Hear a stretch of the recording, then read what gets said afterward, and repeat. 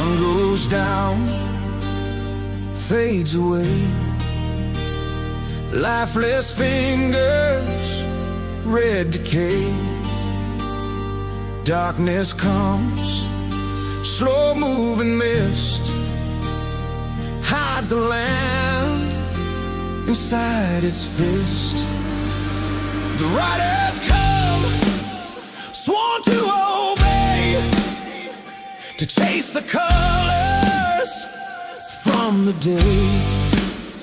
They ride on through with a thunderous sound, shakes the mountains and cracks the ground. Power, can you feel that power?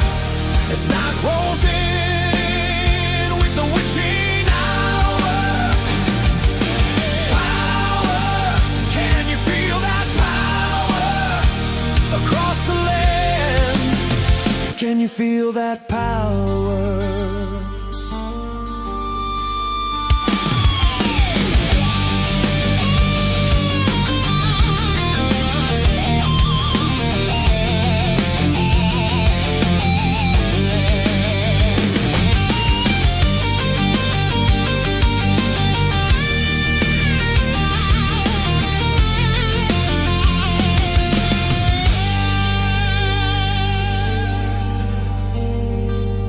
Cold steel hearts, eyes like flame, etched in dust, forgotten names, echoed vows through shattered time, bound by blood and ancient signs. Engines howl like beasts unchained, blackened skies ignite the rain. Every step, the shadows cower when the ground bows to rise in power.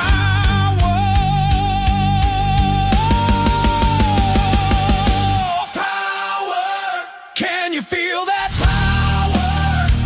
As night rolls in with the witching hour. Oh, power, can you feel that power? Across the land, can you feel that power? What's up? What's up?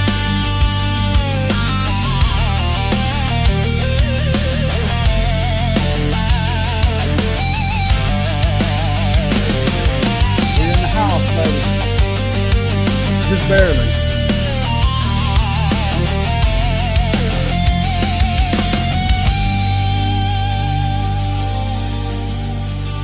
Y'all, we just made it in the house. I've been out here working, so yeah, get her done.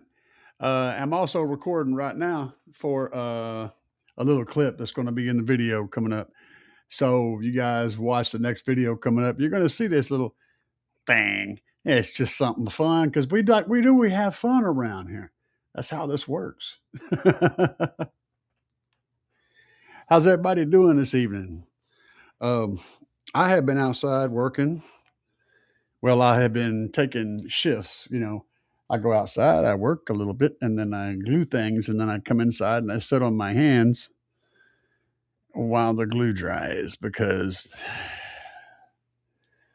such is my life. I'm either waiting on stuff to come in the mail to do a thing, or I'm waiting on something that's glued to dry so that I can do a thing. I'm always waiting on something, or I'm waiting on myself because sometimes I just need to sit the hell down and, what is that? Oh, that's an interesting widget. Good God, they keep updating things. We all, everything needs to be changed all the time. It's never good enough because they got to update stuff. Like they updated this stupid thing and made the chat all weird. But, it is what it is. Let's see what we got going on here. Joseph's in the house. What's up, bro? Uh, this guy, guys, he's a crazy person. Uh, but I seen him a funny video earlier of a guy who had a chicken in the window when he was doing um, playing his subs and had the chicken was like it was funny as shit, dude. Um, I can't put it on here because I'd wind up with a copyright strike, but it's funny as shit. Yeah, I'll share it to my channel, and if you guys know who I am on Facebook, um, you can check it out there. Anyway, it's funny. Let's see. Yep, and Garrett Hudson's in the house. What's up, man? He's on his third and final rebuild, um, and I'm wanting to see that thing actually play. I have seen a few pictures of it here and there, and Garrett's been talking about it for a long time. We got to get that thing done, man. Got to get it playing. I want to see it. I want to see a nice windy demo. But I understand your situation. You're very limited as to what you can do, and you just do the best that you can with what you got. I'm one of the people that actually feels that for you. I feel that, but I'm still going to mess with you because I mess with my people that I like. But thank you for joining the show and doing what you do, which is be nice to everybody. That's cool. Um, see, Joseph said, I'm about 3 weeks out before I redo the Kia wall. Can't wait to see what the 4 SmackDowns will do. They're going to break shit. They're going to break that windshield. That's what you're going to do. I mean, you're already flexing the hell out of it. I guarantee you're going to bust that damn windshield.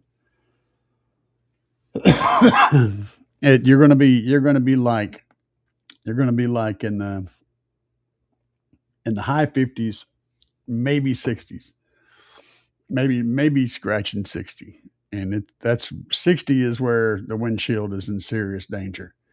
So it's funny. It's like the thing that you secretly want to do. You want to be so loud you can bust your windshield once, just once, and then you never want to bust the windshield again.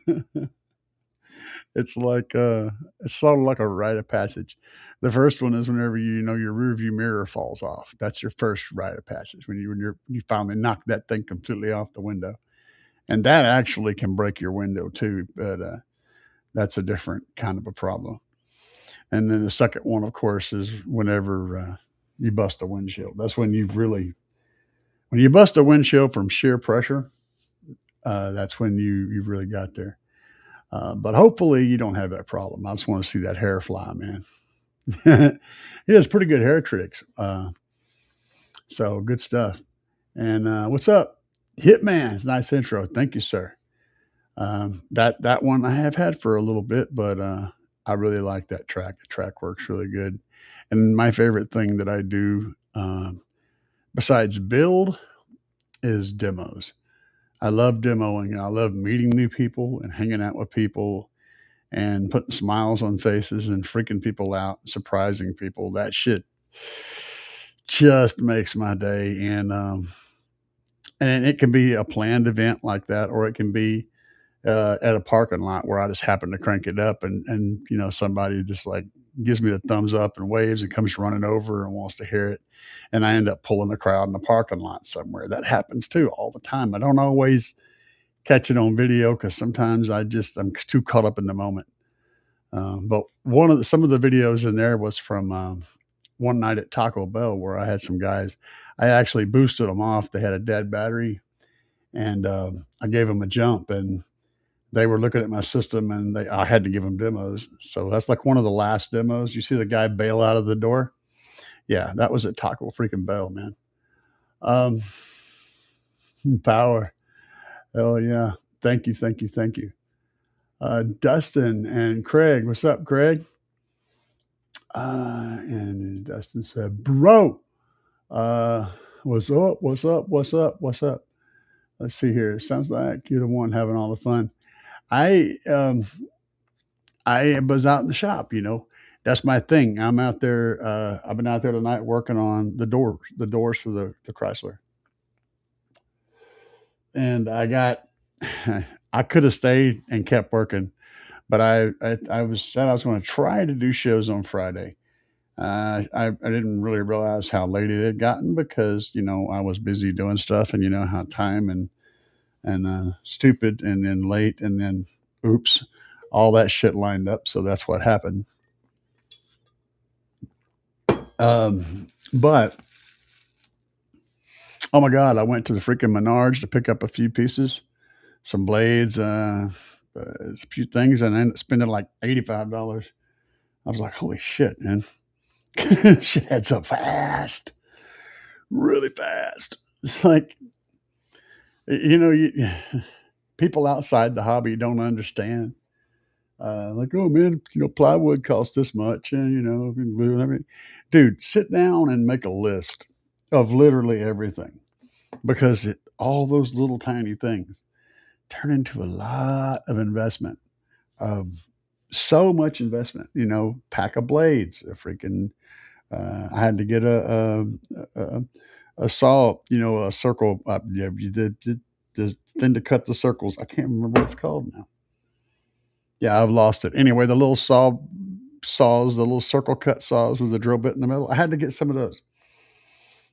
There's like, $30 for one. And then I had to get a little pack from smaller one. It was like another $5. And then I had to get some blades and a couple of break off knife and some break off blades, because I had lost my other one. That was another, $20 or whatever. And you got glue, and you got other glue, and I mean, the shit just adds up, man. It's like all of a sudden, you spent most of a chip right there just picking up a few random things. It's freaking bonkers.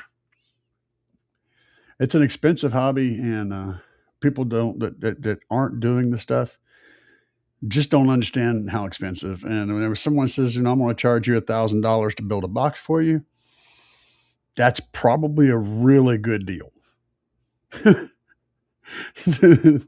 I shit you not, because they're going to spend several $100s or more in lumber alone, not to mention all the other little crap, plus all the time and all the pain, the cleaning, so much crap goes into it. $1,000 for a box right now, for a good box, is a really good price.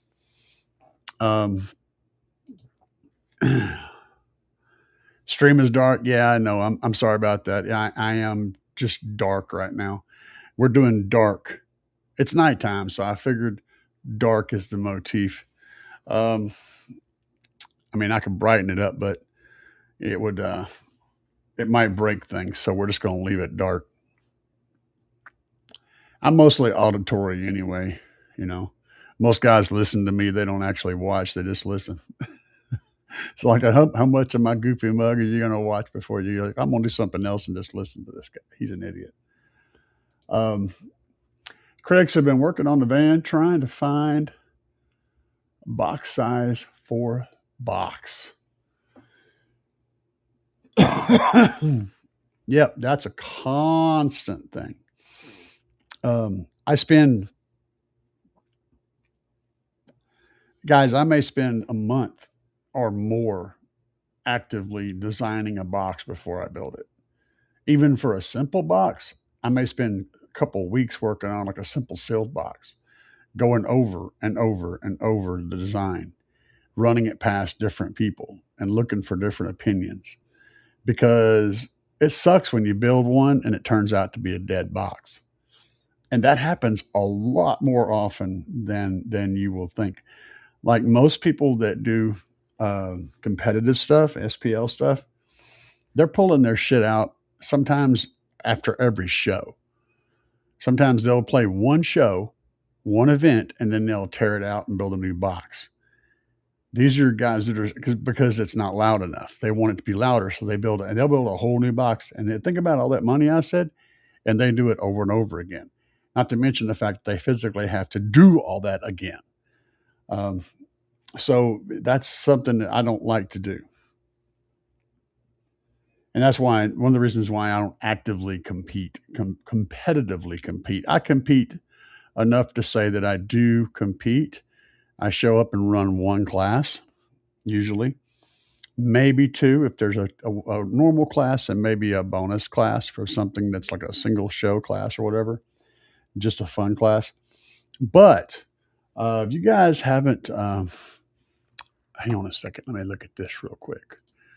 The world of car audio is crazy. It's just crazy.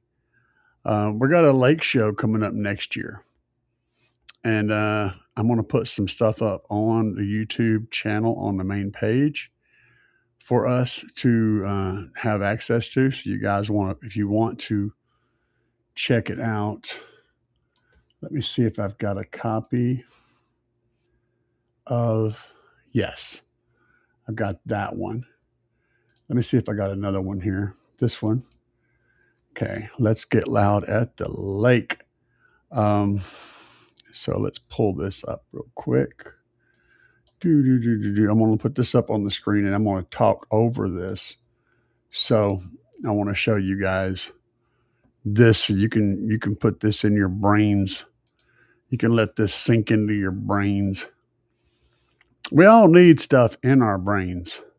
That's the thing, Maybe this will work. Screen entire. There we go. And I don't know if you guys can still hear me or not, but if you cannot hear me, scream at me and I'll adjust. But this is the event we're talking about. I'll take my face out of here. You guys will be able to see what's going to happen. This is the rules. Look at this. This is very, very cool. So first of all, it's going to be at Frankie's and Louie's at Sunrise Beach, Missouri. This is going to be next year, the spring of next year. And it's lining up to be a big damn thing. It's not going to be, quite as big as the Monsters, but it's going to be big. Yeah, it's going to be big. And I will definitely be there. In fact, I am one of the sponsors for the show. So this is going to be done by Midwest Demo Kings.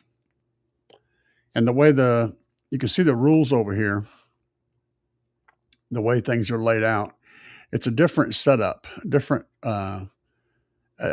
categories, if you will, than you normally see. And also the rules are different. And this isn't the page with all the rules, but it shows you the categories. So I'll definitely be competing in at least one or two of these categories. But I will be sponsoring, and we've got a lot of people that are going to show up. It's going to be a big event. I'm not sure how big, but it's going to be big. It's going to be bigger than any small car audio show you've ever seen. It's going to compare probably to a very lightweight version of like Slamology, maybe. We're hoping it gets like up in that area. Definitely going to be as big as finals would be. So there's going to be a lot of people at this show. If you guys want to meet me, want to meet a lot of people, there's going to be a lot of teams, a bunch of teams, and a whole bunch of cool stuff. And there is a bar on site, Frankie and Louie's, and the bar is on the beach. So there is a beach, there's a boat dock and a marina right there by the bar. The bar is literally on the marina. It's on the boat dock. They have restrooms and they have drinks and they have food. The food's pretty good.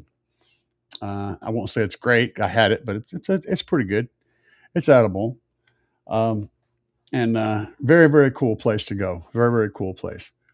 We're going to have a lot of fun there. So you guys that's something you can aim for, that you have plenty of time to plan for. The exact date, it's laid out, but I can't remember what it is.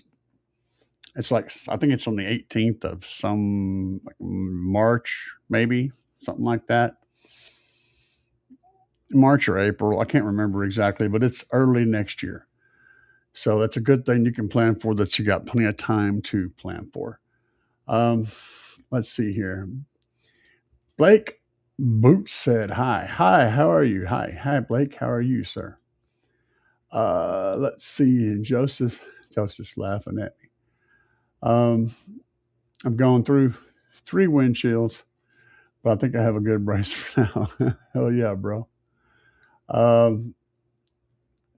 Yep.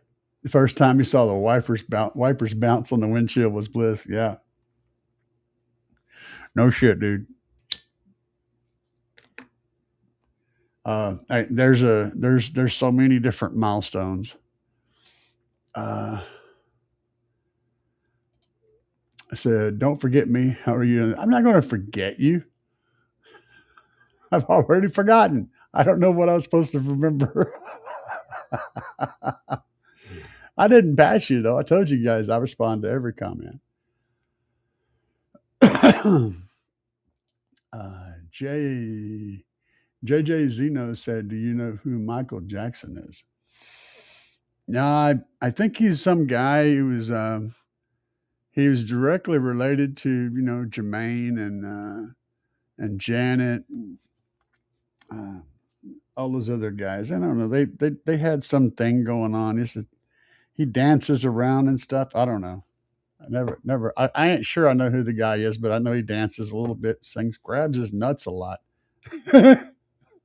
He's a nut grabber. Uh, yes, I know who Michael Jackson is.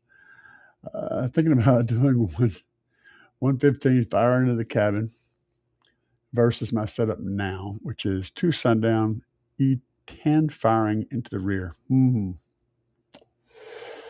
Yeah. And you're going to get, it's funny what happens whenever you switch to cabin firing versus rear firing. Right off the bat, the first thing that happens is the low lows they kind of shift away. You lose some of the low lows right off the bat. Then when you seal it up and you get a good seal, the low lows come back. And then whenever you open up a window in the front of the vehicle, the low lows get much more intense than they were before. And you lose all the noise in the rear of the car. So right at the beginning, you may feel like you've made a horrible decision. But after you've sealed it off from the trunk and get a good seal, and then you open up that front window, one of those windows a little bit, yeah, that shit goes right out the window. It's good. It sounds real good. Changes the dynamics and the way the cabin pressurizes and everything. But it does sound better. And it sounds a lot cleaner and a lot tighter, and it gets louder. Amazon, hell yeah, Craig. Am I going to answer you? Yes, I did. I'm a delay. I go through everybody. So, and I talk about stuff. So it takes a minute. Calm down and be patient. Patience is a virtue. We're waiting on glue to dry. Oh yeah, yeah. I buy Amazon, and yeah, you were talking about shopping. Yeah, I get it.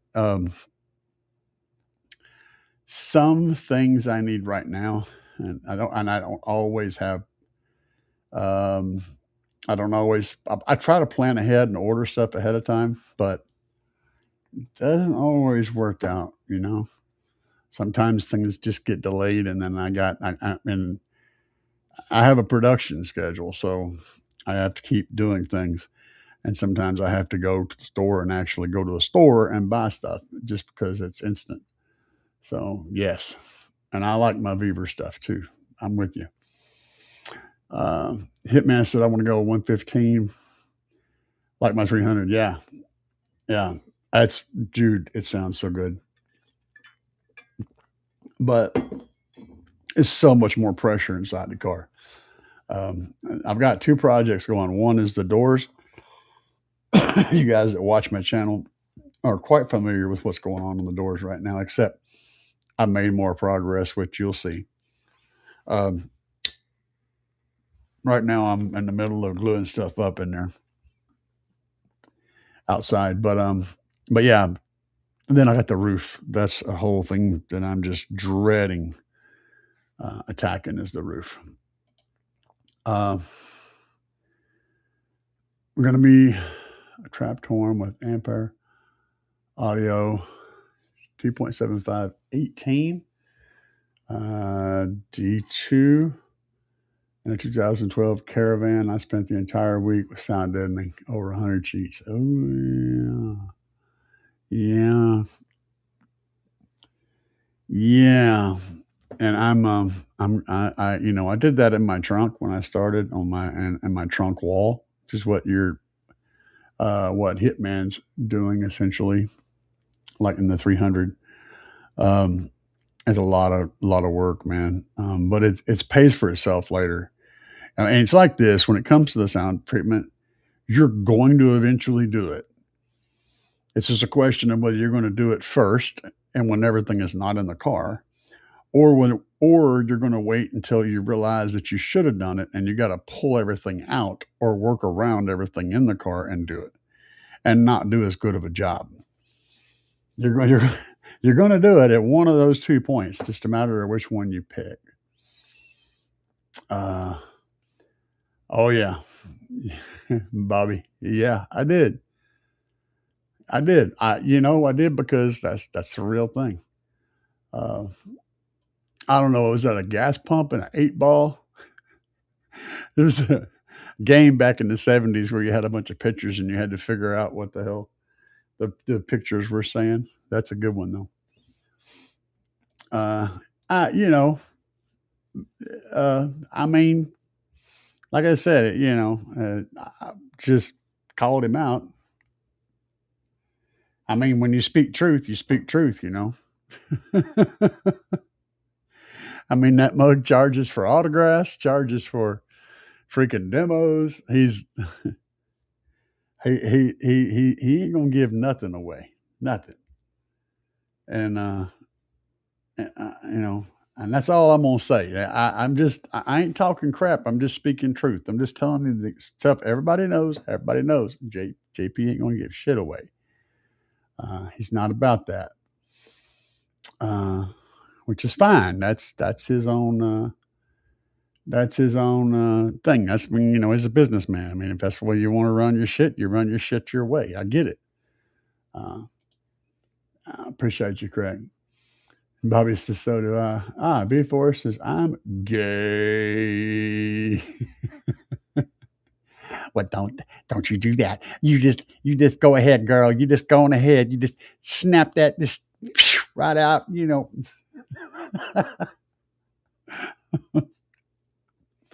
Just snap it right out of your hair, baby girl. Whoo-wee. Yo, I'm having fun today. Um, Happy birthday to me yesterday. Happy birthday to you, Bobby. Sorry, man. I uh I have a thing about Facebook birthdays, just so y'all know. It's a thing. I just have a certain thing. So like when I see somebody's having a birthday on Facebook, I don't and I didn't know that it was their birthday, I'm not going to just go happy birthday because to me it's so superficial and such bullshit. I didn't know it was their birthday. I didn't care enough to keep up with your birthday. I may care enough to keep up with a lot of stuff, but I didn't track your birthday. And if I'm not tracking your birthday, then it's not right for me to go, oh, happy birthday. That's just superficial bullshit. That's like, I don't know, man. It's like when somebody buys like a whole box of Christmas cards and then sends them out to everybody. It's the same card. They like stamp, their name on them and shit and mail them. Why do that crap? To me, it doesn't mean anything like that. Um, it's I don't believe in superficial bullshit. If you're going to do a thing, you do a thing. You don't half-ass a thing to make it look like you did a thing.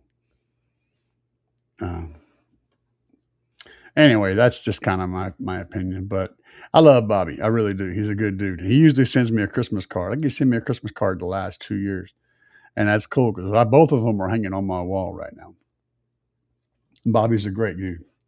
But I don't know his birthday, and I'm not going to wish him a happy birthday if I didn't know it was his damn birthday until he told me. So, not that I don't wish him a happy birthday. You guys understand what I'm saying. I just don't believe I'm more of a straight up person, not a bullshitter. Dubby, what's up, Dubby? Dubby said, Michael Maxon. Yeah. Ooh, I'm bad. I'm bad. He's so bad. And you know it. Bruh.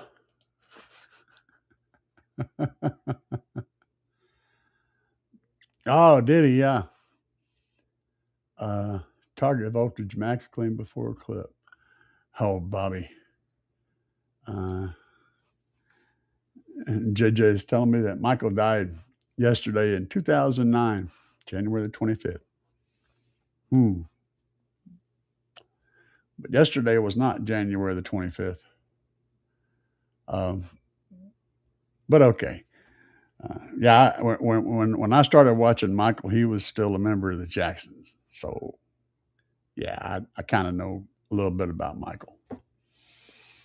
But Bobby says, target voltage versus max voltage clean before clip. Oh, I got to swim into that little chamber. This is like one of the underwater segments of an RPG game where, you got to take a breath and then dive in, and you got so many seconds before you drown, and you find the thing like you're running out of air and you end up dying on the way out. Yeah, it's kind of where we're at right now.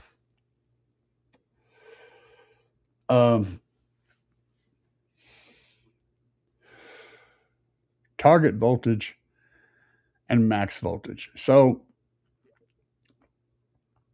for me, actually, I don't dig that deep. I set my gains to where I set my weakest amp. The amps are one's always a little bit hotter than the other. One will clip a little bit before the other one does, just a tiny bit. I find I go up like half volume because I don't test at full volume. I go up about half volume, and I find, I go to full volume until I clip, right? And I get that amp set, that amp that clips first, and I get the gain set on it, and then I go up about half volume or so, and I bring the other amp up until it matches the voltage on that first amp, and I'm done. I mean, that's how I set my gains for 2 amps. And then I test them by cranking them both up, and I'll set the camera up to where the camera can watch the clip lights on both amps. And I want to see both the clip lights come on right at the same exact time, and I push it back. And I set my stuff up to where I'm in clipping at the very top of my knob, because I am aggressive with my equipment. I push it really hard. And so I go into clipping right at the very top of my bass knob. And I normally don't run it at the very top of my bass knob. I do that at shows and stuff, but I'm aware of what I'm doing, and I'm monitoring the temperatures of my subs, monitoring the temperatures of my amplifiers. There's a whole lot of things that go into that. So that's how I run. I don't go as deep into the whole voltage thing as someone would do that competes on a constant basis. That's like lives to compete. That's a different world completely. I do not live in that space. So that's my thoughts on it. As much as foggy and messy and ridiculous as they are, that's my thoughts. And yeah, we got that. We covered that. Thank you for letting us know there, JJ. Shifty Lincoln. I'm over here like, man, I wonder if I could drive my town car down to have a guy install a big 3 and run wires and RCAs and install a lithium in my trunk.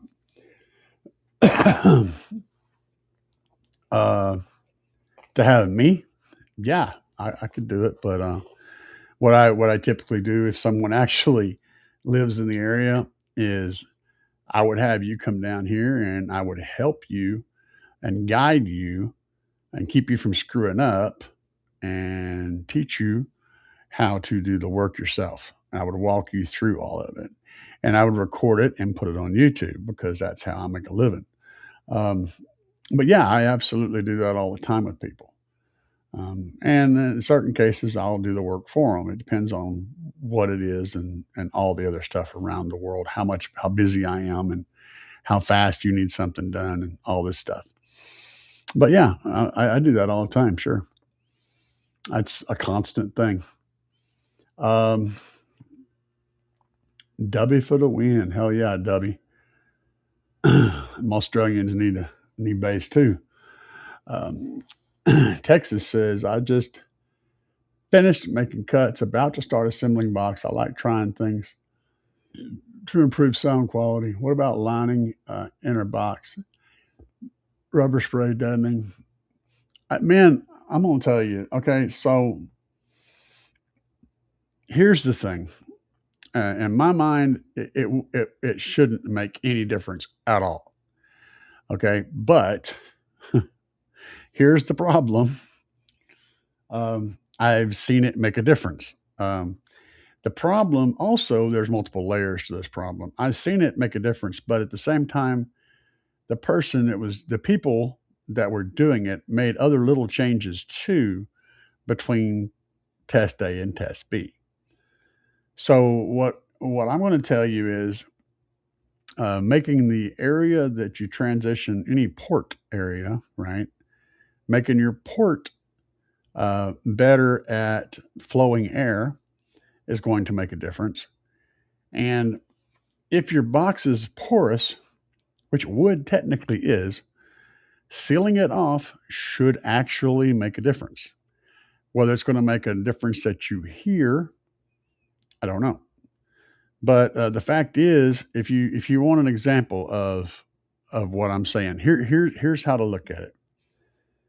If you make a room and it's made out of sheetrock all the way around and a concrete floor, right? And you stand in that room, it's going to sound like a bathroom. It's going to echo like tile, right? And let's do tile instead of sheetrock. Tile is completely non-porous and it echoes like crazy. And if you go in there and hang wood over that tile, all of a sudden it doesn't echo like that anymore. To me, that tells me that there is a sonic change happening, and it is to do with the surface that sound is bouncing off of. Whether or not one material will work better than another, I don't know. But I know that when you're trying to create bass and lots of it, echo is good. You want as much echoing as you can get. Of course, when you're doing SQ, you want the least amount of echo outside the box, of course. So yeah, it's a toss up, man. But I've seen people that do crazy things use sound deaden the entire inside of their enclosures with with not necessarily sound deaden, but that's not what I'm saying. Like seal it up with like tape, that metal tape and stuff. I've seen that metal tape used a lot by big people. So if you're going to try anything, I would say maybe the aluminum tape would be the thing I would probably throw. Some of the biggest guys I know that do that use that material. Also, you could do epoxy resin the inside, but it's got to be smooth. That's the key. You can't have any bumpiness. It's got to be glass smooth when you get done to have the effect. You want all your sound to bounce off of that surface. You don't want any kind of dispersion happening. That's going to, cause issues. So hopefully that answers your question.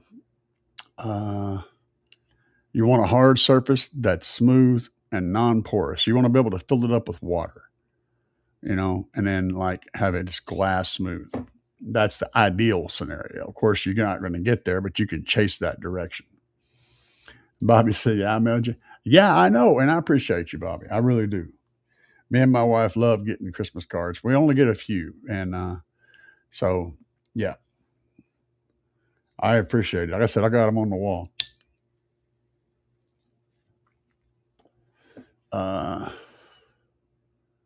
Salute.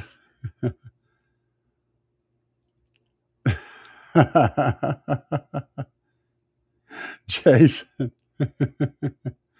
Jay said my shelves and walls haven't shook in a while. Still waiting. If you are by chance the neighbor across the street, I typically try to treat my neighbors with respect.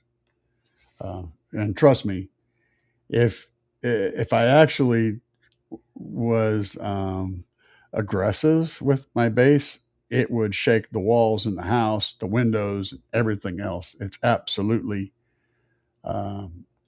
yeah. You've never heard me actually get loud in the parking lot. What you're getting is me trying to be quiet. But okay, I appreciate you. What's up, Stu? Glad you made it to the show, my friend. Uh, ah, cool. Uh, Michael, Michael died on June 25th. Yeah, I can't remember what date. I don't even remember what year. I know it was like 2009 or 2010, something. I mean, poor guy. He went through a lot of shit. Um, I I love amps. I love amps like the JL HD series. Yeah, voltage is always an issue. It's just some amps are um, some amps will pull more amperage to handle low voltage, but that also means that shit gets hot, and there's trade offs for everything. The key to making power is giving amps the voltage and the amperage that they require. And if you're not doing that, then you can't shut on any amplifier. I mean, any amplifier out there, if you're not giving it the voltage and giving it the amperage, if it performs like shit, that's because you're not giving it the right stuff. After you get to where you're giving it all the stuff and it still performs like shit, now you can shut on that amplifier. It's just the way it is. Or if it blows up when you first hook the thing up, you can shit on them too. Just thought I'd throw that out there. People who aren't using DSP, they're using the crossover and the amp. Yeah, I don't know. I don't know. I do not know. Hey, boss, have you thought about 3D printing for various custom parts, brackets, pods, wiring, clamps? Um, I have, and I may eventually get into 3D printing. I'm usually very, very late to the game when it comes to new technology, so I'm very, very familiar with it. The software you use looks like something that would frustrate me, so I'll have to learn that, and that's really the thing that's holding me back is just learning that software. I hate learning new things like that, especially when it comes to lots of numbers. Makes my head hurt. It reminds me of designing game levels. There's a lot of the same type of topography and stuff involved, and that was a long learning curve. But yeah, I have considered it, and I still consider it and different. But the cool thing is, by the time I decide to do it, it's just going to be so ridiculously cheap that yeah. Stu said, if you build a box that's resonant enough to need treated on the inside, the box needs to be redone, in my opinion. And it's not resonance; it's sound absorption. So, what you if you're trying to get maximum volume out of an enclosure, you don't want to create an anechoic chamber. All right, you want the opposite of an anechoic chamber. Um, you want the sound to reflect and build. You want the sound waves to reflect and build up. If your box is too anechoic, it doesn't build. It'll be dead. Like it won't. I mean, it may have the best sound quality, but it's going to have the least amount of overall output. And that's a really tough area to get into, and it's something that's not spoken about much in car audio, but it's more about buildings and places where you play music. Anechoic spaces are really good for music performance and for music reproduction because they don't add any echoes to the music. However, on the inside of an enclosure, you want an echoing space. You want a really active sonic space to build on. in certain situations. Like I said, it all depends. If you're trying to be as loud as you can possibly be, that's what you're trying to do. So it's give and take. I mean, if you build a chamber that has square sides where your subwoofer's sound waves are bouncing off the wall 90 degrees behind it and coming back and hitting the cone, that's causing issues because you're going to have resonance in the cone that's not supposed to be there. For example, if you have subwoofer goes boom and then comes back, right? Well, whenever it goes boom outside, it also goes boom inside. So when it goes boom outside, that sound wave goes like this. It expands front and back. And the back sound wave hits the back wall of your enclosure and then comes back and hits the cone again. You end up getting a boom, boom. And that harmonic effect, you don't hear it so much in subwoofers, but you really hear it in mids because the frequencies that a subwoofer plays, it typically doesn't show up on a graph or on a mic, on an RTA. But on mids and highs, you hear it a lot. But that energy can help make it louder. Obviously, you can understand how that can make it louder.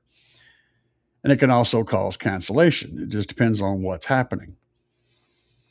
And then you've got the port's delay, behind that as well. Another thing. And if you happen to get that rear wave stacking up with the port and everything stacks up and then they all line up, you're going to get this really loud peak in your box. You're going to have a really loud box at a certain frequency. Or you're going to have a null because shit's all, canceling each other at that specific frequency or in that range. And it kind of all just depends on how everything goes. It's a guessing game. But this can get extremely deep and way deeper than my brain can process.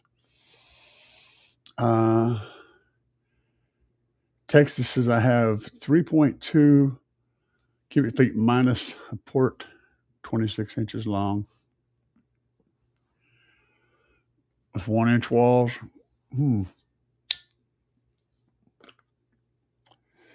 That might work out all right. A 2-inch baffle on 1-inch walls.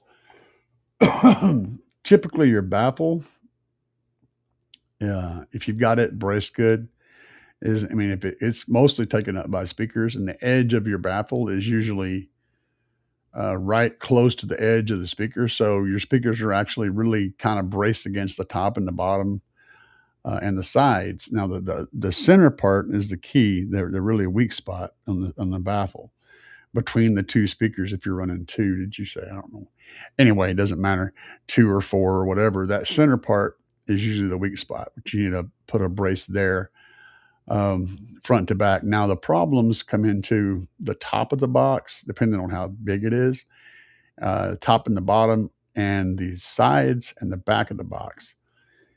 Most of the time, the boxes are built to where the top and the bottom are pretty big, and then the sides and the back are actually relatively small, height-wise, and kind of long. So the two places where you're going to get the bounce is the top and the bottom. Wherever you have a large span of wood that doesn't have anything to brace it, that's where you need a brace. And if you do that,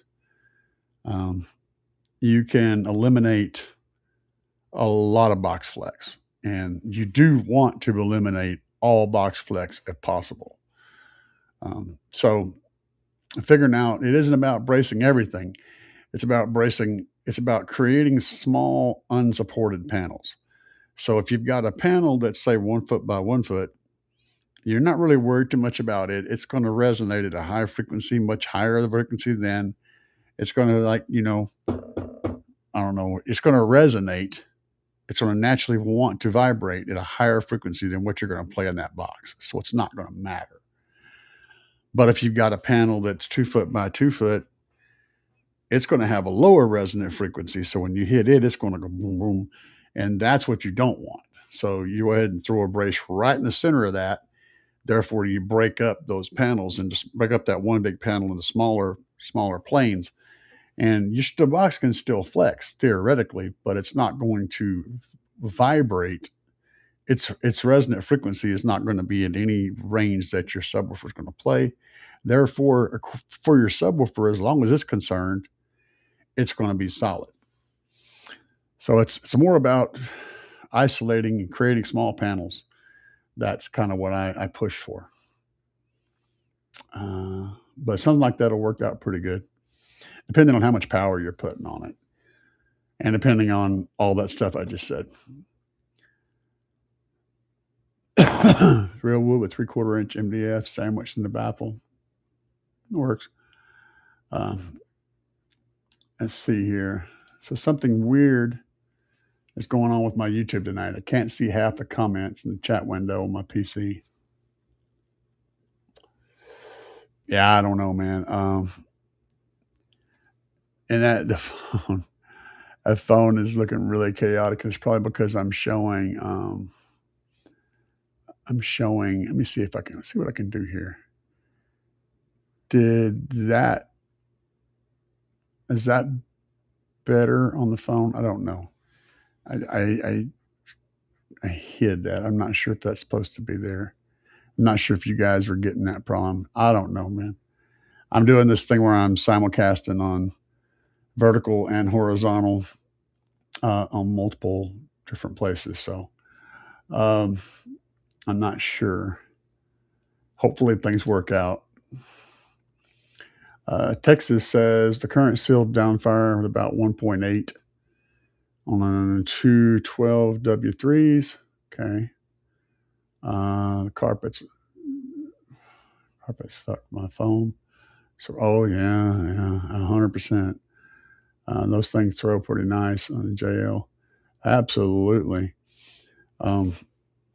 Yeah, you truck situation, man. If you're downfiring, you got to put big feet on there to keep that carpet up, that sub box up off the carpet. If you're going to run downfiring on a thin box, though, you want to run the TW3s or TW5s. You put a 2 or 3 of those TW3s in a sealed enclosure, give them about a cubic foot or less space each, and they will get down, son. That's one of my favorite drivers. They'll really get down. Oh, good. Stu said he got it fixed. Porta box in 30 years. Bad pass comes out.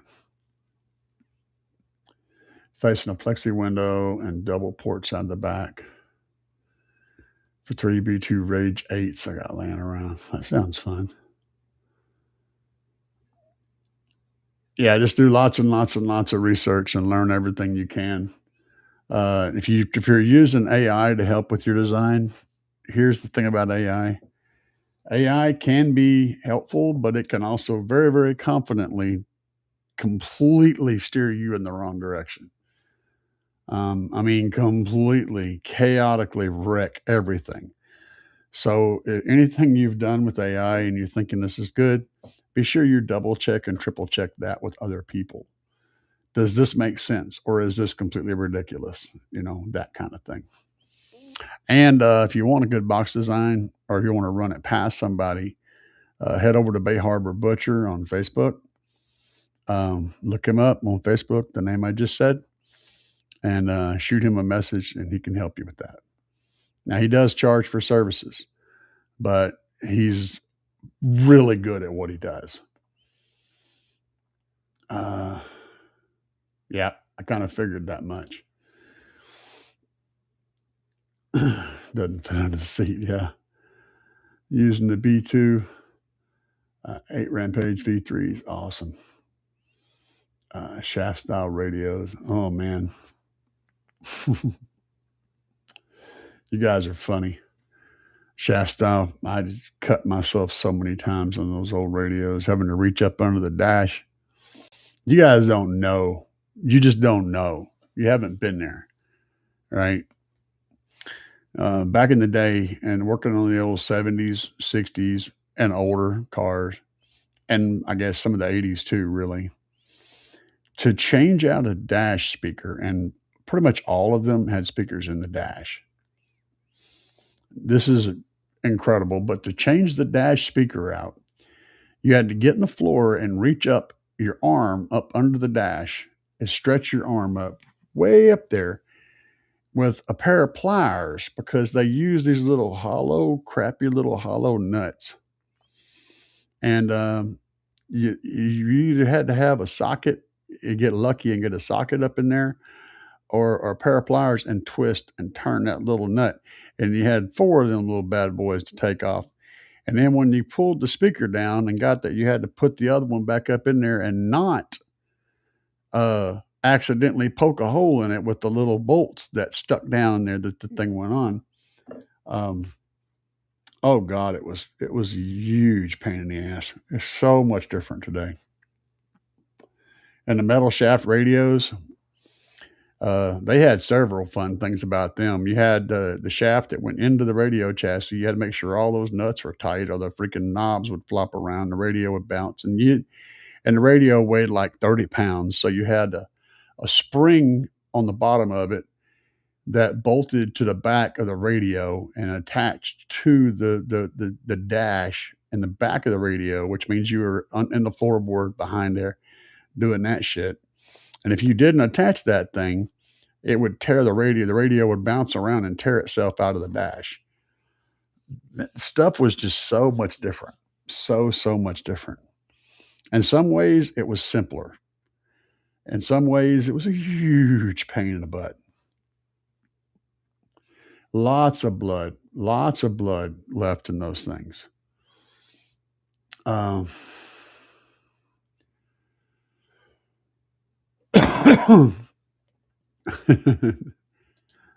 Yeah, shaft style radios. Oh yeah. Yeah. And you had to have them spaced because they had little nuts in the back. So the shafts would come through the dash, and they had a nut on the back that you had to get just right and space the radio back so that the knobs wouldn't be sticking way out in the car. Because to gauge how far the knobs stuck out of the dash was how much of the shaft you pulled. And then you had the faceplate of the radio that went through another hole, and it had so much. Dude, it was a pain in the ass. One end to the other, they were a pain in the ass. So yeah, I totally understand that. RD1000, yep, good amplifiers. Two good amplifiers. Not doing the same job. Not likely, because their power curves are not going to be the same. It's going to wind up doing sketchy shit. If you have them in two different, like, let's just say you had the 1500 in there playing two subs and a sealed enclosure, and then you had the 1000 in there playing two other subs and another enclosure. You could probably make that work, though you might run into some issues, depending on how their volumes ramped up. You know, they're not going to, like, the 1000 is going to ramp up at one rate where the 1500 is going to ramp up at a different rate. And so even if you've got them matched at whatever voltage, they're not going to ramp up the same. Not an ideal situation, man. Is it doable? Yeah, but it's not going to be right. And if you're using these amplifiers, you're going to be bugged by that. It's not going to be something that you'll like. Yeah. Yeah, that would be the thing that I would do in that situation. If you're hell bent on using those amplifiers, I would want to run two matched amplifiers. 100%. Stu said those nuts were between a 3/8 and a 9mm. Neither actually fit. Like I said, a pair of freaking needle nose pliers. And all the metal up in there where your arm has to go is all sharp and corners and pokey. And you got to snake your arm through all the stuff and then get to the speaker. Dude, it was a straight up. That's why and get this, guys. I was doing this when I was like 8 years old. I was changing dash speakers and putting radios in cars when I was like 8 years old. I've been literally doing this shit my whole life. I started out because I could figure it out and I could do it, and the old people couldn't do it. They couldn't reach up and they didn't want to do it. So they let me do it because I could do it, right? And that just grew into me learning how to do things better and getting better at doing things. And, that was kind of my gig. That was one of my side hustles when I was a kid, was installing stereos for people. It never was really a job, but I got paid to do it. So I guess it technically was a job. I don't know. I was always hustling though as a kid, always hustling. Still am. I'm a hustler. Threw an Odyssey under the hood. Oh, yeah, no need to put second battery inside the cab. Yeah, your Odyssey is a great battery, but it's still only going to allow 50 amps in whenever you're playing hard. So anything over 500 watts, and that battery is not going to keep up. So, but yeah, you need a battery in the car that can actually accept as much amperage in as you're going to pull out of it when you're playing your system, because you have to be able to put that power back in. And that's where AGMs fall on their face, is they can't take power in. They can kick it out, but they can't take it in very fast. And you got to be able to take it in fast enough to keep up with the power you're pulling out of it. That's the key.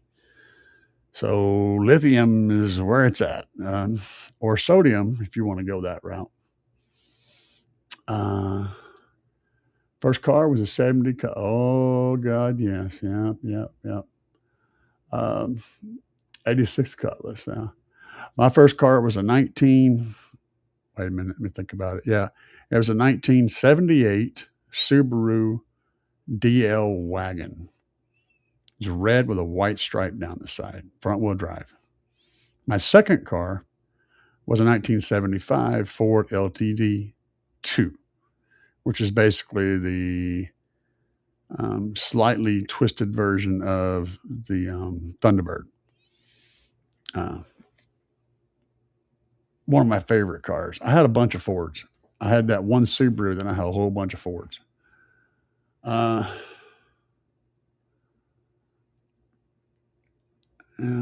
saw blades. Hell yeah. The highs are on a VXI 808 DSP. Okay. Good. Mohawk 12s and HS. Old Mohawks, yeah. My first sub was a worn out IMPP 12. Not familiar with IMPP.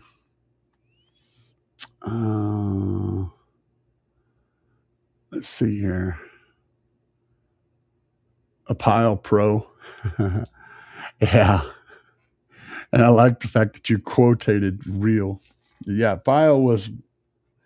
Now, guys, look, I'm going to tell you straight up, Pile was junk, okay? But having said that, I will say this. I had a set of Pile. I had 4. I bought, that when they come on there, the radio, like, hit the Coliseum. We're going to have this weekend stereos, $2, amps, $10, subwoofers, $5, blah, blah, blah, blah. And then they had this big, huge amount of vendors show up. Well, I was at one of those, and I bought 4 15-inch Pile subwoofers. And they were about as junk as you could ask for. But I had a very specific task for them.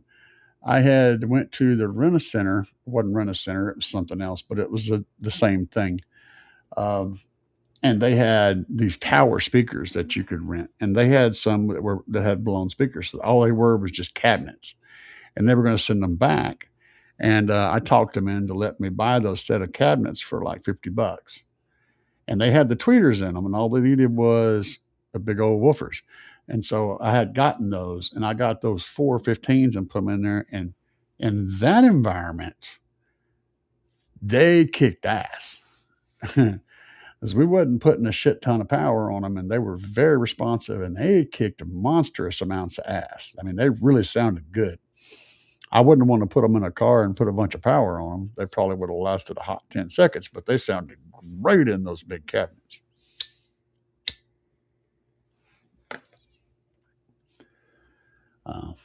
Let's see here.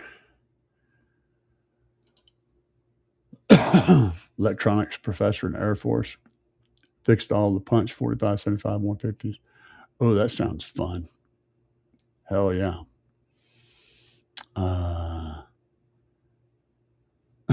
Piles would throw down. He said, hell yeah. The old punch amps are legendary. Yeah, no doubt. 150 amp alternator handle 5K. Yeah, sure. It's not about handle. If you're running, like, for example, the Trunk Thunder Lithium 5K, it's more about, is your alternator producing enough power to keep up with the power that you're taking out of that battery over time to play an amplifier. So you can pull more power out of a battery than your alternator is creating, but you have to have time in there somewhere for that alternator to put that power back, right? So, like, um, a battery may have enough energy stored in it to play way above the output of your alternator, right? But eventually you're going to drain the battery and you're going to need to put that power back in. So it's more about, can the 150 amp alternator keep up with the load that you're putting on that battery? And it all depends on the load you're putting on that battery and how much time you're giving it between, songs to build back up and stuff. But I will say, the Trunk Thunder Lithium 5K version 2 will absolutely handle 5,000 watts of amplifier off of that alternator, no problem, under 99% of the use cases. You'll be able to do that. Hopefully that answered your question. Pile 600 on Kicker Comp 10s. DJ Magic Mike. Oh, yeah. DJ Magic Mike. Hell yeah. Stewie. Let's see here. Oh, okay. I got you. And polypropylene. That makes, okay. Yeah. Polypropylene would be a good speaker material, except at oil cans. That's why they don't use it very much. And it's because it oil cans, and you don't want stuff that oil cans. Basically, it flexes, and when it flexes, it pops. It like breaks. They call that breakup. That's why metal tweeters will sound great until they break up. Silk tweeters sound good all the way up, because when they break up, they do break up earlier than metal tweeters. When they break up, it doesn't make any real noise. So to your ear, it just sounds like a roll off, which is what everyone wants. But metal tweeter is actually more accurate. Same thing with the subwoofer. If you build a subwoofer out of metal, provided it's light enough, like aluminum, and you got a strong enough motor to push it, as long as it isn't breaking up, it's going to actually perform better than anything else. The problem is that it will break up, and when it does break up, it's going to make a lot of noise and sound really bad. So that's why you don't see very many aluminum cone subwoofers, because they haven't reached the point to where they can reliably make something that works also within cost parameters. You would basically be using like aircraft aluminum, and it would cost many times more money than you would want to spend on a subwoofer. So economics comes in there too. You'd have to use like an aircraft aluminum alloy, really, really strong, really, really rigid. And then you got to process that. You got to make that part. And that's an expensive process to make that part, just to get the material and then also to machine that part. That's expensive as hell. And nobody's going to want to pay for that. Stu said, hey, Bobby. Texas, I love those yellow lettering kicker comps. Oh, yeah, the old kickers, man. They've been in the game for a long time. My brother-in-law let me borrow this Punch 150 when I was 15. Yeah, no shit. Yeah. I've melted so many power wires. Man, y'all young bucks just don't know. But like I said, when I started, there was no car audio amplifiers. that just didn't exist. The best we got was like the Sparkomatic power boosters, and they were crap. They were really crap, but that's all we had. I mean, if you wanted to make serious power when I was really young, you were using like a bass guitar amplifier or a musical, like a PA system, and you had it fixed up to where you were pulling it off a DC in the car with some sort of inverter or something. That's how you got there. There just wasn't any option. You had to do DC to DC or AC to DC to AC or DC to DC. It was a whole different game. Car audio stuff was home audio stuff that we put in cars, or it was musical stuff that we put in cars. It is what it is. You got to work with what you got. Sue said learning curves. Hell yeah, bro. Terminations the fuse holder. Yeah. I smoked out my car so many times, punched 60 popping capacitors on the PCB. Oh yeah. Dude, we just learn. If you're not making mistakes and blowing shit up, then you're not learning new things. I mean, it's that simple.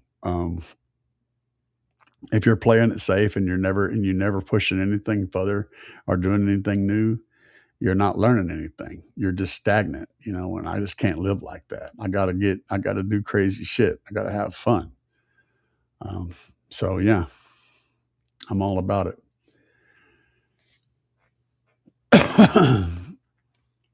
Yeah. A dust cover and a speaker cone is two different things. I mean, the dust cover is absolutely part of the cone, but a dust cover is also round. It's dome shaped, which means it naturally has strength. It's still expensive as shit, and it's going to add mass to the driver, which means it's going to lower the FS. You may or may not have to compensate by running a lighter basket or a different spider, different things. It's going to affect the whole design of everything. And not necessarily in a bad way, but it is going to affect everything. So it's something that you have to consider as an engineer. How is this going to affect the entire system that I'm designing? Is it worth it? Or should we do something different? Carbon fiber is a really good choice because it's really rigid and it's also really light, but it's also expensive. That's why you got to pay for that premium for that component. And the carbon. And the funny thing is, a lot of people are like, "Oh man, it's just a dust cap. Who cares?" Dude, the dust cap is a big chunk of the real estate of your cone. If your dust cap is flexing, if it's bending in on those hard hits, you're losing a ton of energy there. It's a big part of the cone. And so a rigid dust cap is a good thing, but yeah, I get it. Only company I've seen that made aluminum cone drivers is Hart E. Yeah, can't pronounce that. Bass guitar cabs. Oh yeah. That makes sense. Like I said, they exist. It's just not many people want to mess with them because problems, engineering challenges and stuff. Oh yeah, they had some. And W said, "Stu, those silly pioneers were metal cones." I think no, and I know that the part of the cone the explodes was polymer, was like a plastic. I'm not sure what the chemistry was, but they had a paper cone, and then they had the whole front was like they instead of a dust cap, they made a shell that went from side to side. It was plastic of some kind. I'm not sure what the makeup was though, and it had a paper cone to back it. The paper cone was where the structure come from. So a lot of people have done a lot of weird shit with speaker cones, and most of the time it's just for laws. It's so that something looks unique. Something is different. It's almost never so that it sounds good or that it performs better. Um, unless you get into, well, it does happen, but a lot of times when you see those weird things like that, it's more of a sales gimmick than an actual performance enhancer. That's what I'm trying to say. In some cases, it is a performance enhancer, but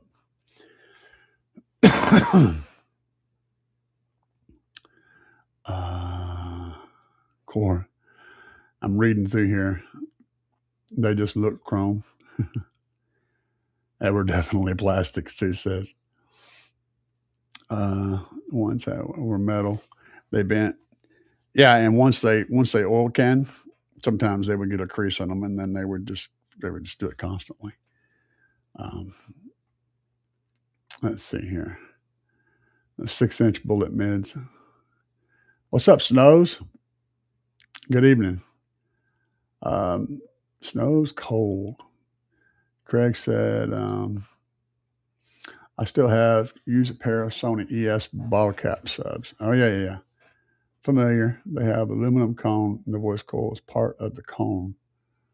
The pole has a heat sink sandwiched to a second spider instead of a dust cap.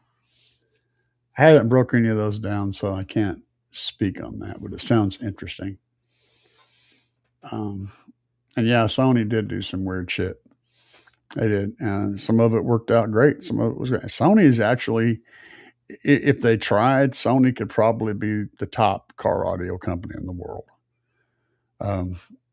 They have, I mean, seriously, when they want to do something well, they always do it really well.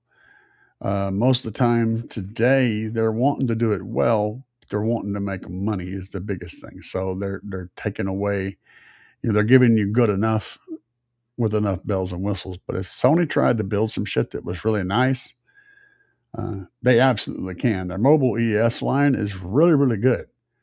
It's you're not going to find drivers out there that will really perform better than that stuff as far as SQ goes.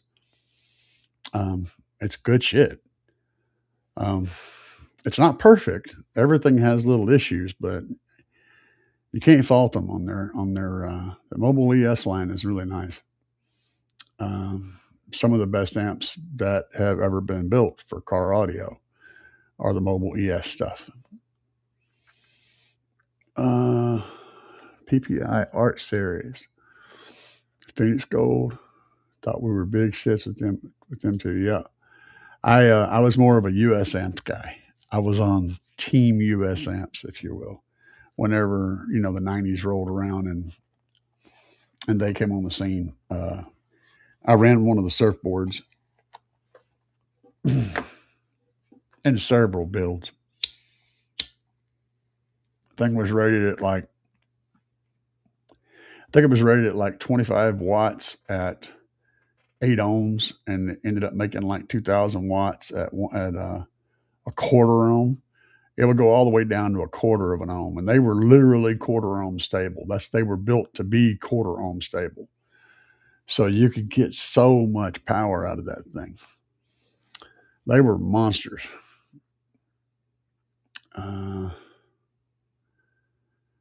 JP,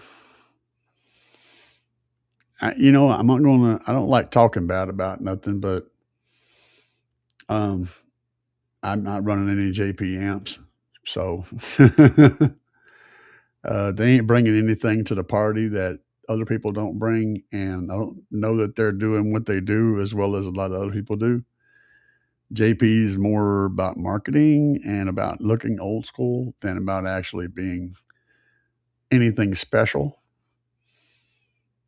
So that's as far as I'll go on that. Not impressed, but it is what it is. Yeah. Let's see here. Sony made some really good high current amps. C90 stereo, still the daddy of the Mac Daddy. I'm going to find perfect. Yeah. Too many variables. Orion cheater amps. Hey, one of my favorite amps still today is the Orion XTR amps. Not the biggest ones. It's not the HCCA stuff. It's the XTR series. They're solid amps. If you feed them plenty of power, they do good stuff. Pretty impressive. But I can't recommend them anymore. And the reason is because the Slapz gear performs better, and you get more power for less money. So they just got shut down by Slapz. Slapz is doing a thing, man. And if you want to run old school stuff, though, an old school brand, the Orion XTR, absolutely 100%. But if you want to get the most power for your money, I still have to say going with a Slapz amp is going to do that. It just is. I mean, there's other brands. Here's the thing. I mean, yes, they're Chinese amps, but every amp on the market is a freaking Chinese amp. So that's gone out the window. Yes, it is a cookie cutter board design. There's a lot of amps with very similar boards. Absolutely. They're not exactly the same, but they're close. Is it a Sundown full bridge? Not exactly, but it's close. Is it a tar amps? Not exactly, but it's close. All of these things you could say, yes. There's other amps out there that have very similar layouts and very similar components. Yes. There's other amps out there that have a similar price tag. But here's all of these things are true.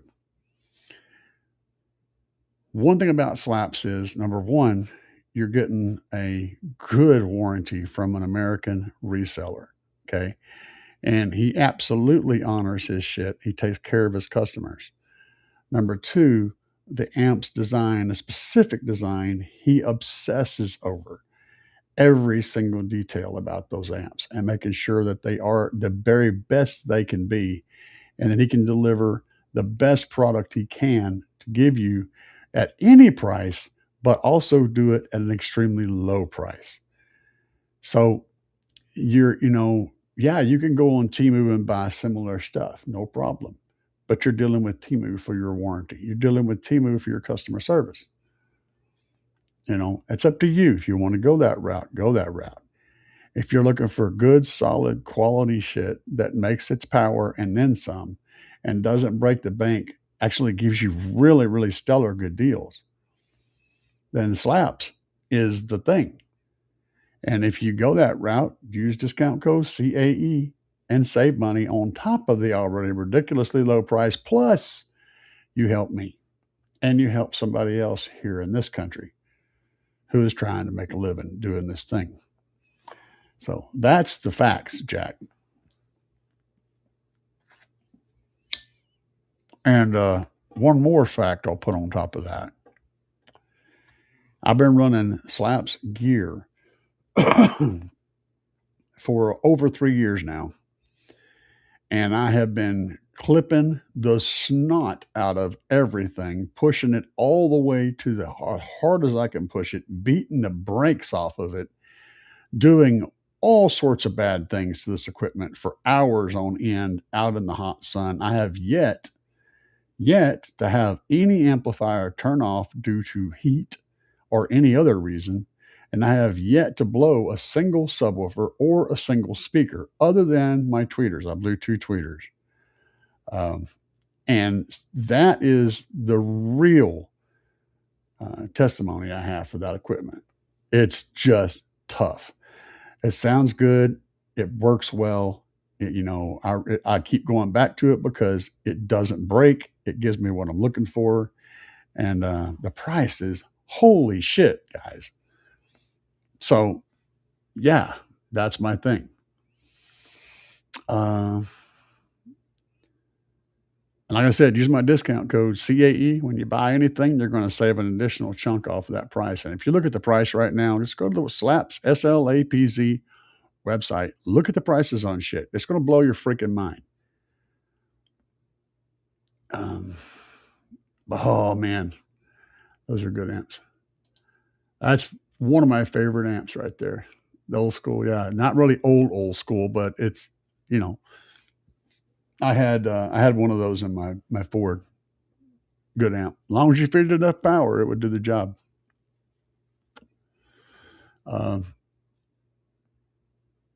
Yeah, that's what I'm saying, man. Things are just different. 25 years ago, no fucking way would a factory unit make it easy and clean rebuilding the curve. Oh God. OMA radios. Yep. Come a long way. Yep. And they made some stuff. They made it easier to use and with more features, but they make it a lot harder to change. And my Tahoe, I'm running a head unit, by the way. I was testing the little Chinese head unit, and it worked good for one event. And yesterday or the day before, I was out with my buddy. We went down to the store, went to the Hardee's actually, and got some burgers. On the way back, the radio just went completely bonkers, and it was just going nuts. And when I went out today to the store and went to Menards and I was jamming, it was just black. It didn't come on at all, so it's completely done. But I always leave my shit set up to where I can Bluetooth straight to my DSP, and I don't even use a head unit. You know, if I got one in there, it's just for experimentation. I don't use a head unit. I can run straight from my phone to my DSP, and I have a controller for my DSP up front. Allows me to control the volume for the whole system, and then I have my bass knob for my subwoofer, and I don't even need a head unit. And not saying that the head unit's bad, but the environment that I put stuff in is just a completely different world than what anything was designed to do. So the fact that it made it through a whole show is actually testament to that head unit probably being something that would last a normal person for years. It came on, worked perfectly, did all the stuff. It just couldn't take the abuse. The bass is just too much. So yeah, we do bad stuff to equipment inside the Tahoe. Anybody that's been in the Tahoe will know just what's happening in there. Okay, it's scary shit. It's really intense when everything is in motion, violently in motion. Deviant, what's up, Deviant? Yeah, no doubt. I'm looking at that comment on that head unit price. It's big. Deviant's in the house. 3 massive audio Hippo 12s hooked up on those amps, thinking about 2 Smackdown 18s in the Scion.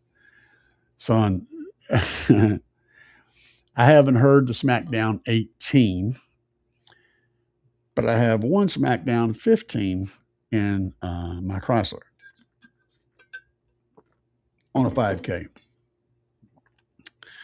And that's perfect combination. Get 2 of the Smackdown 18s on a 5K. If you're a responsible person and you can use your brain, you could probably put 2 8Ks on them. But I would say 2 5Ks is right where they need to be. You'll be solid at that point. 2 8Ks is you got to be careful. If you're careful, you watch your temps and all that stuff, you can run two 8Ks on 2 Smackdowns.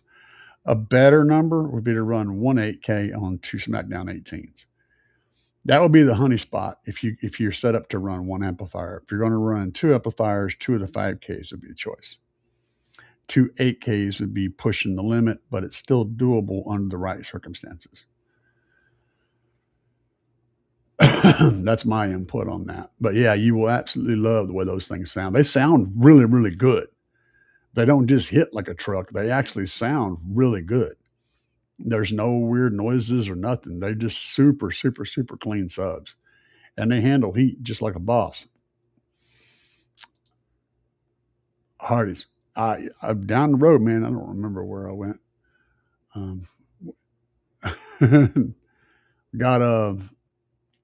They had that chicken. They had some kind of chicken burger. We ended up getting two bags of burgers. I don't remember what it was. Some $7 meal or some crap. I don't remember. Stu said, I can't see you in chat, only showing up on CAE's feed in his window. Oh, shit. Stu's having the hardest time. The hardest time, man. This technology is just being a bitch today. Oh God, yeah, we get down. He said heartbeat skipping power. Yeah.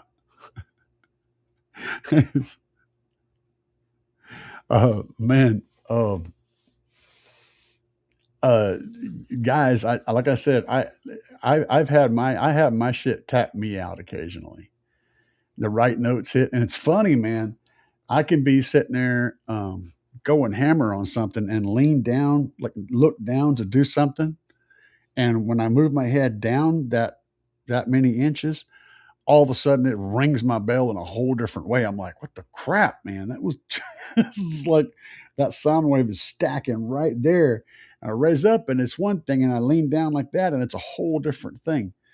Um, I mean, if I'm playing something around 36 hertz, it absolutely just rattles your brain. I'll put you up here on there, W, so he can see what you said. I think that's what happened to me at first. A window had some sort of pick in the background. Yeah, man, I don't know. You know, these software people doing stupid shit, always making. Like I said, they're always updating things, making it better. Updates, improvements. You know, like when they, God, I hate when things change. I'm a guy. You could screw the couch down to the floor and leave it there forever, and it bother me a bit. My wife, on the other hand, after a few months, she's looking at the room going, "But this shit could be rearranged differently." She wants to move shit around. I just want to screw it to the floor and call it good. But that's just my thing. Yeah, I do have both versions. So if you're running both, uh, and it mainly, I noticed that a lot of people like to watch on the vertical. So I had the vertical and the horizontal up on multiple different things. Texas says, "Can you run a sealed and ported box together?" Well, technically, I mean, yeah, but you wouldn't want them. You'd want them crossed over. You'd want them crossed over differently. You wouldn't want to try to play the same range with both of them because you'd wind up with cancellation. I'll run a sealed and ported box together in my Tahoe. I have a 10-inch sub under my console that plays as a it plays up to like from about, what do I have it set at, like 60 hertz to like 150 or something like that. Basically, it fills in my front mid bass, and gives my front mid bass a lot more bottom end. And then but it all depends on what you're doing, and you have to you got to balance it out and figure it out. You don't want to try to play the same thing, same zone with both of them, and it all depends on everything. But yes, you can do anything if you work on it hard enough. And Stu, yeah, there you go. Stu answered your question. But yeah, I'm doing it, but I'm doing it in a very odd way. I've got 16,000 watts on the ported box and about 150 watts on the sealed box, and they're just two completely different spectrums of stuff. So they don't compete with each other. Yeah, it depends. Yes, but it depends.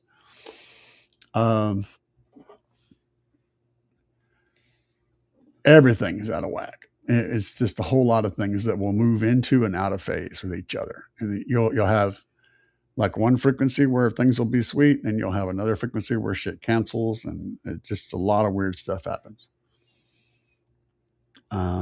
So yes,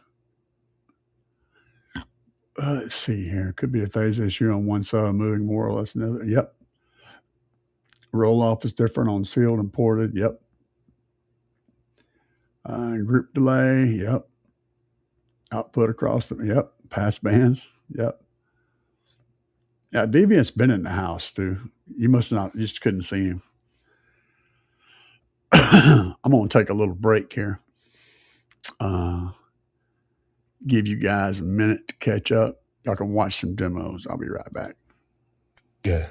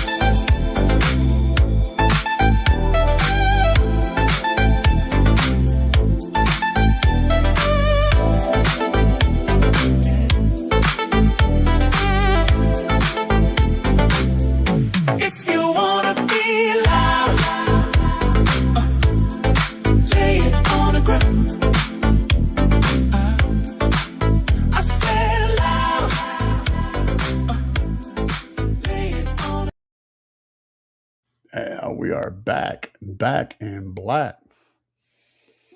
Where the hell is 25? I don't know. Not sure what you're referencing.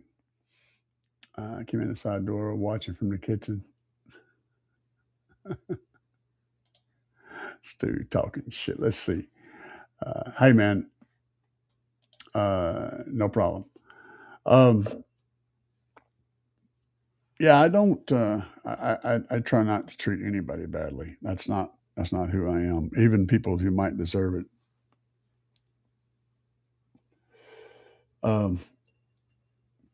You know, growing up in my time, there was a basic respect that we learned, and to have respect for other people. And even though my grandparents grew up in a time where there was racial segregation, and so they were by nature racist. Everybody was. That was that was just how life was. Even then, even amongst them, they would still be respectful to black people, and the black people would be respectful to the white people, even though they were racist and they thought that everybody was different and stuff. They still showed respect for each other, and that was something that was really common back then.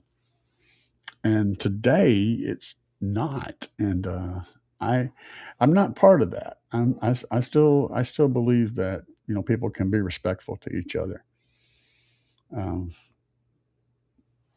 It's just who I am and how I roll. No matter how much even if you just hate somebody, you can still be respectful to that person. Um, and that's just how I am. I can't understand how and why people can be so mean and hateful to each other. So uh, it's just not my DNA. Um, let's see here. Skipping all of this sketchy discussion down here. Um, a Tones Brigade when he takes a break. Check us out. I made all the beats. Juicebox Johnny joins us sometimes, and Mullen uses for demos. Cool. Uh, I don't know nothing about it, but sounds fun.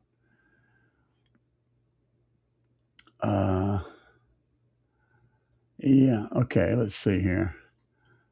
Yeah. Okay. I'm skipping things. There is lots of things in here that I don't. I don't like drama, guys. I don't like drama. I don't get involved in drama. I don't get involved in politics. It's just. It's just a. I guess it's a war zone. People like conflict, you know, and I mean, you think about it.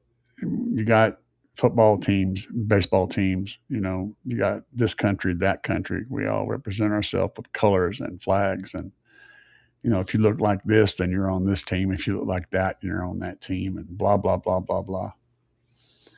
And I guess human beings are just really geared to like conflict.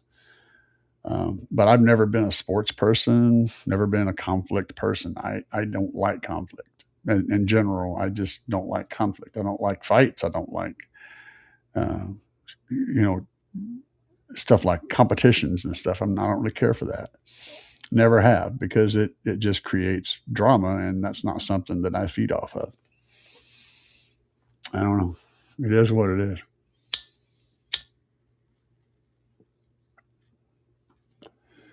I think people are just people.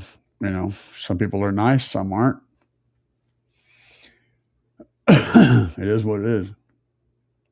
Uh, W says it's not about race anymore. It's about egos and arrogance.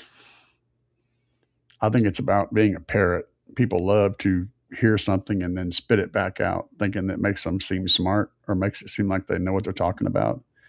Whenever they hear someone say something and then they repeat it and don't have any idea what the hell they just said or why, because I don't know. People love to be parrots. There's so many parrots in car audio. Um, you know, well, thank you, Texas. Make beats that ain't got bass. That's what I drop, Deviant. All of my stuff. Oh, Slapz is in the house. If you guys want to ask them anything, right now will be the time to answer, to ask. If you want to hit Slapz Audio up and ask them a personal question, they are in the house and in the room.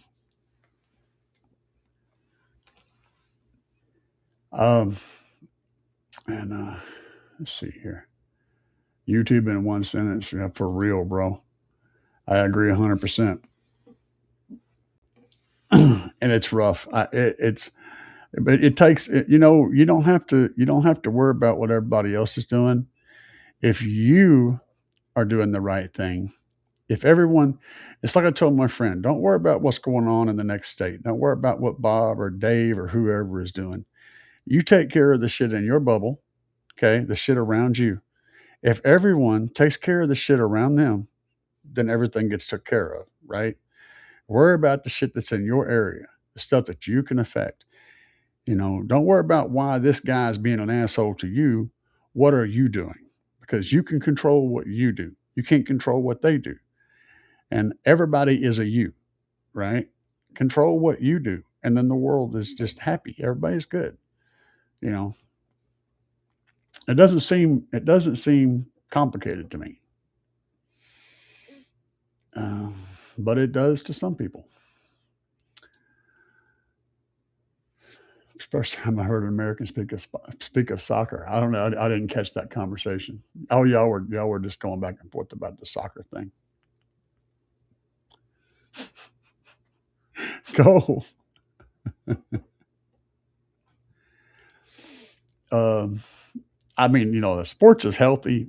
It's good for your body and all that stuff. But I mean, you basically teach kids how to be competitive right off the bat. It's like they already got that. They're already like trying to grab each other's toys and smash them over the head with it, and stuff. They're already competing right from the start by natural. And you're going to say, hey, we're gonna show you how to officially, you know, compete with other people. This is how you get that out of your system. You go out here and you do this thing.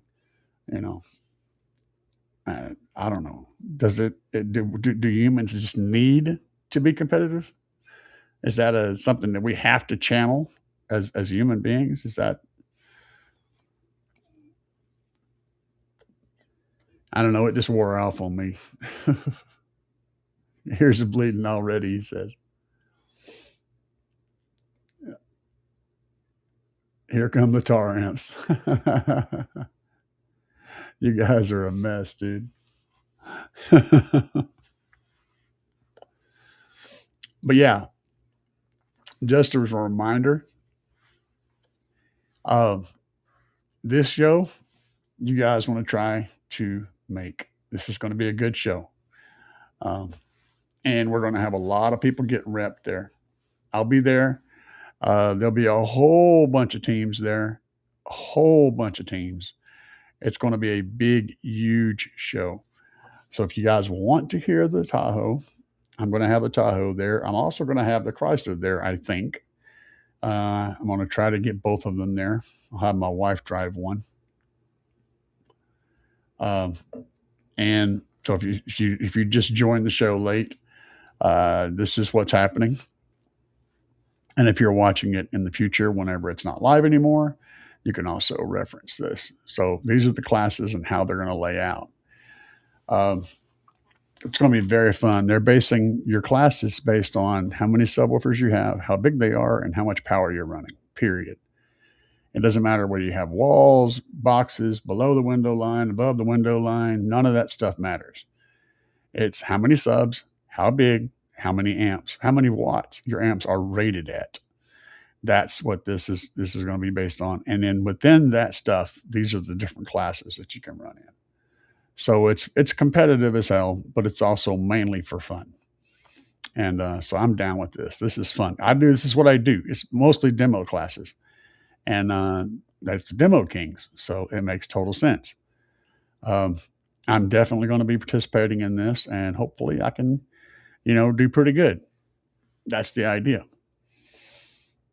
And I'm probably going to be running some 18s when it comes to that. Don't know for sure yet. Hopefully that's what happens. Hopefully we are running 4 18s in the Tahoe for that show.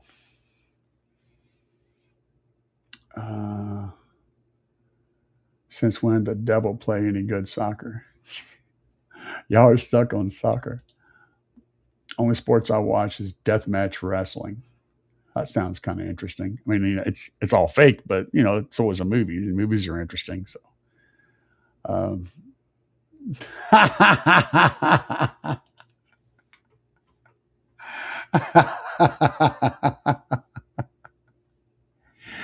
was going to say with boss amps. Yeah.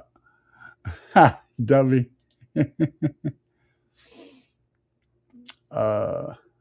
I've been reading up on that life since it seems to be all our Hollywood and politics now. Yeah.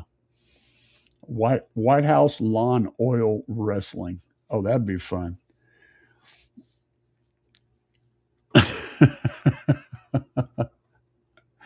It's like the best match in wrestling history ever was the Gravedigger and what was his name? I can't think of his name now. It was a cage match where he Cactus Jack was one of his. He had several personas. Cactus Jack was one of them. Anyway, I can't think of the persona he was playing at that time, but he threw Gravedigger threw him through the top of the cage onto the mat and like knocked a bunch of his teeth out, and his teeth went through his face. And the boy kept wrestling. They ended up, that match went on for a long time. And I mean, yes, it was all fake, of course, but that fall wasn't fake. That drop from the top of that cage to that mat was horrendous. That was definitely an act of, yeah, that was some serious shit. Impressive stuff. Mankind. Was it man? Yeah, it was Mankind. Absolutely. Thanks. Thanks for jumping in there, Tim's girl. Hell in a Cell. Yeah, that was the best wrestling match in history. I think that was the best one all time. Mankind and Gravedigger. That was the shit. Gravedigger. That ain't right either, is it? No, that's the freaking monster truck guy. What's his name? You know what I'm talking about. You guys know what I'm talking about. Shit. Yeah, Undertaker. Yeah. I had Gravedigger stuck in my head. That was when I was watching a Family Guy episode today, and uh, the dog was telling, he had this redneck carny girlfriend, and she was like, "You don't even know the name of monster trucks," and he goes, "Yeah." And he said it wasn't Gravedigger. He said something else, Grave something, but you could tell he was trying to say Gravedigger, but it was a different. Anyway, and that stuck in my head for some reason. It's terrible, terrible. Gold Dust, Undertaker, yeah. Um, what a freaking wrestler though. But yeah, the Mankind guy, Cactus Jack, Mankind. Um, that dude was the best at taking falls. Like, if you wanted to see somebody that just get the shit beat out of them and just get broken and just smashed all the crap and just keep going, he took so many major falls and so many bloody falls. Um, what a beast of a dude. Anyway, let's see here. Well, I mean, yeah, I can't help it. Uh,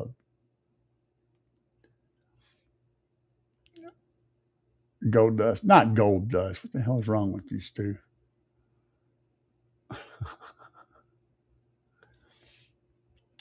And that Miskin is always trolled alone, cold. So what? Oh, yeah. And then there was the shit talkers, right? The best shit talkers. And there's a lot of really good shit talkers in wrestling. I think The Rock was probably my favorite to listen to. Yeah. And I go back into the 70s, man. Way back. Junkyard Dog and Jerry Lawler and all those guys were wrestling. But I think The Rock, and maybe Stone Cold, two of the best shit talkers. Rey Mysterio, we're definitely in wrestling. The flying headbutt.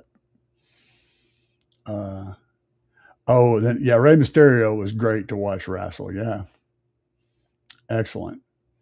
Um, and Superfly. I liked watching the Rock and Roll Express. Tommy Rogers and Bobby Fulton was those two guys. They were really fun to watch. Their teamwork was always really cool to watch. But that's like 80s era, which is most of what I watch. Sergeant Slaughter is a good heel. Or not a heel, he wasn't a heel. He was the anti-heel against the guy from the Middle East. But none of these people were actually from other countries, which is funny.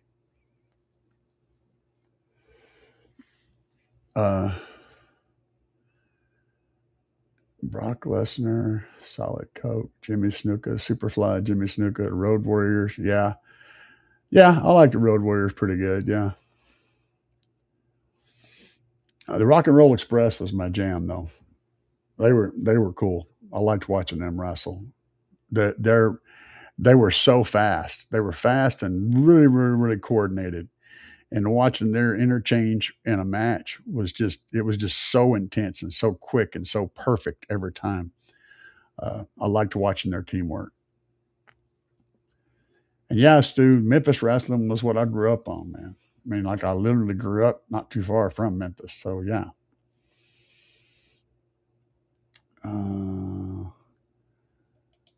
What is this? Nathan Maury versus Handfoot. Don't know the Hoodfoot.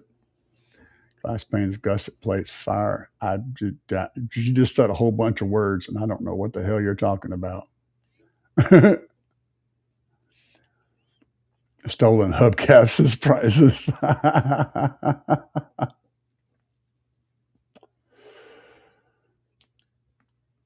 Waco Joe, I guess. Nope, don't know that one. Junkyard Dog was probably my favorite wrestler, though, of all. And just because he always had good music. He always had a good attitude. And when he came to the ring, he came to the ring hard. I mean, he come running in and went straight to work. And one of his main tracks was Another One Bites the Dust. Yeah, baby. You knew JID was in the house. And one of the early black wrestlers. And he was very, very popular in the Memphis ring. Had a chain around his neck. He had the dog collar on his neck and a chain. Hell yeah, man. JYD. He was messed up. Anyway, we're going to shut her down, guys. Still got some more work to do outside. I know it's almost midnight, but we are going to get the duck out of here. I appreciated having you guys in the house, and I appreciated y'all hanging out with me. And we had crazy discussions. And until next Friday, I'll see you again. And of course, you can watch my YouTube videos that I'm putting up on this build and see what's going on with that. And we're going to get her done. So y'all, let's get the duck out of here.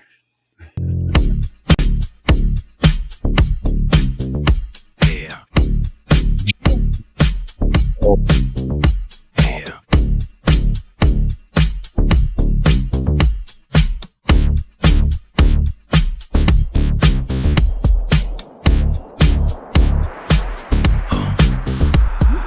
I'm here banging up and down the street, slamming it to the ground.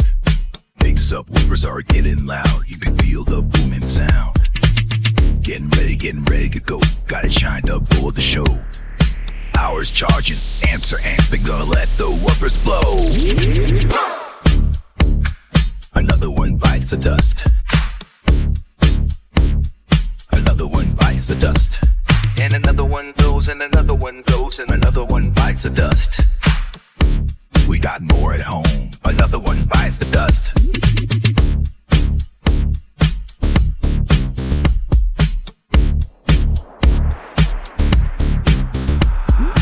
Eyes are glowing and the amps smoking. Subs are cherry red. Let me keep jamming, gotta keep the bass slamming. Gonna go hard till they're dead. Full power, gotta let it go. 20 hertz in the floating air. Sparks are flying, voice cords are frying, and the smoke is in the air. Another one bites the dust. Another one bites the dust. And another one goes, and another one goes, and another one bites the dust. Hey, we got more at home. Another one bites the dust.